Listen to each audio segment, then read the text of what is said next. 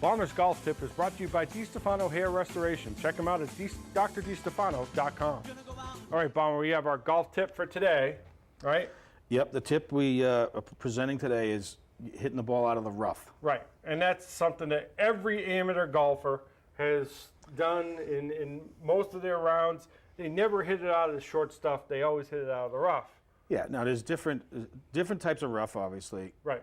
In different scenarios you come across out on the golf course. You know, whether you're 200 yards away or you're just in rough off the green. So right. There's pretty much different techniques for both of those.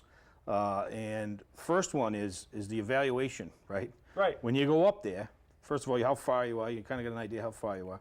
And you look at that lie and you're like, is it soft? Can I get the club under there? Or is it down in there and it's just covered with a bunch of grass, okay? Because as you said, if you get a nice soft fluffy, you get a 3-wood out of there. It'll come out of there like flying out of there. Right. Okay? But you get that one that's down. I presume that's the one you really want me to talk about today, the one that's down.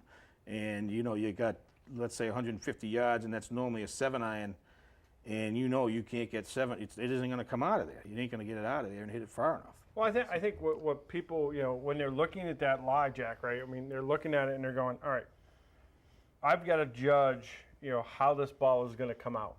And even if the ball's sitting up, you might get a fly or lie. You might get something along that line. Do you have any, do you know when you go and take a look at that lie in that rough, whether or not it's going to be a fly or lie? Yeah, what usually creates the flyer is there's grass that gets in between Sure. The club and the ball, and that creates it just kind of flies off. The grooves aren't allowed to create some spin on the ball, so it kind of comes out almost like a knuckleball with less spin, and that's what kind of sends it off. Usually 10, 15 yards further than you normally hit a 7-iron or whatever club you're choosing. So yeah, you need to pay attention to that. It comes from experience, really. I had that lie before. This thing's, give me my pitching wedge to hit this 150. You just know it's going to fly. Right.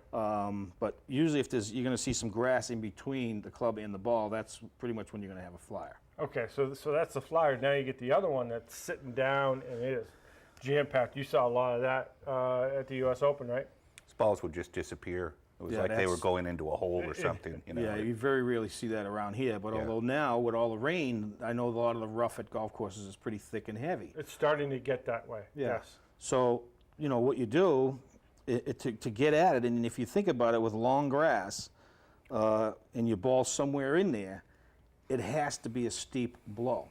Right. There has to be like a really steep downward blow to it, because if you stayed shallow, you're just going to get more of that grass in between you and the club, and actually so much so, if it's really thick, that it's not even going to go anywhere. So if the ball is sitting down and you have 150 yards to the green, right?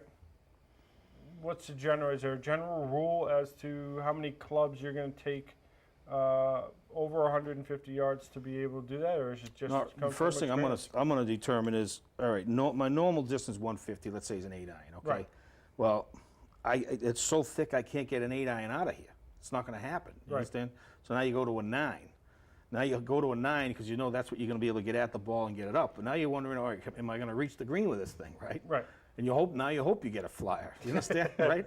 So it's all this stuff that kind of goes in, and again, a lot of it's from just trial and when you're out there playing with experience to really figure out how you're going to do this. But as far as the technique, all right, yeah, it needs to be, it needs to be a really steep blow. And what I like to do, especially with a lofted club, I like to play it a little bit more forward in my stance, again, so I can create the loft. Okay. To get that thing up and out of the rough. Now, generally, when you're standing, that club may be, or the ball may be sitting down a little bit lower than your stance. It could be. Most of the time it's a little flatter, but it could be. Yeah, that could happen.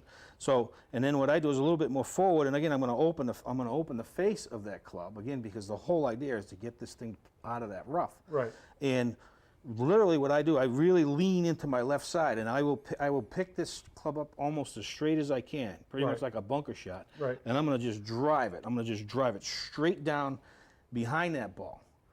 And usually in the rough, you can sometimes drive it down an inch or inch and a half, almost 2 inches behind that ball. Okay, because remember there's grass in there. Right. So it'll go down to the ball. Most people, when they're in the rough, they try to get too close to that ball.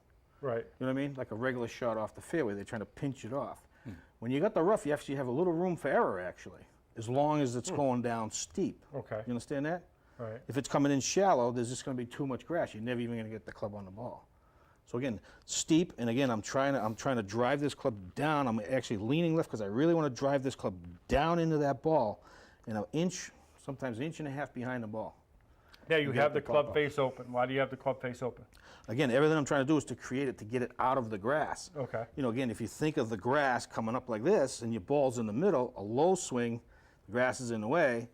If the grass is on this side of the ball and the ball's here, Right. it's got to go through the grass. So I'm trying to get it to pop up right out of that grass as quick as I possibly can. Does that make sense? No, it definitely does make sense. You know, Jack, we saw at the U.S. Open guys coming out of that rough, and the club just turning on them, and you know they're pulling it. Tremendous. I 'cause- think it was. And that's the other reason too, because the grass will grab the hosel. Right. Because it's so thick, it'll grab the hosel. I'm kind of doing here, and it'll flip it like that. So again, that takes the loft off of it, and it usually sends it left. Usually if they have missed one out of there, that sends it left. I mean, You know? you know, I'm sure you know more about probably, you know, how pros hit the ball technically, but one of the things that's always amazed me about those guys is how strong they are and how they can hit the ball out of the deep rough, which most of us just can't do it. You know? don't generate that kind of club head. No. And you got to say that the rough was so penal in that it wasn't just your shots. You know, Tiger was dealing with. Now, was it real?